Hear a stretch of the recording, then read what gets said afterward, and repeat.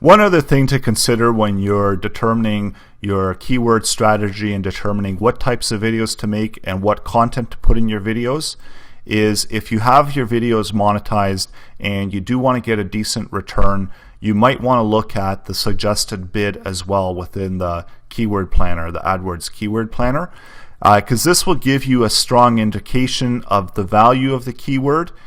So if you're going to create a video, you can see that creating Star Wars video games will probably be a lot more lucrative than creating Marvel video games, just because you're going to be getting quite a bit more money because users are bidding up more money for those keywords.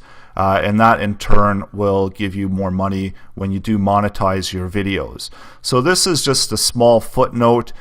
You shouldn't really base your entire video strategy on it.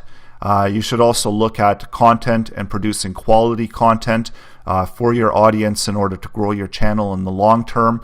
But this is something to keep in mind if possible, to look at that, and if you are trying to make a decision, that can also help you determine what is the best course of content to create.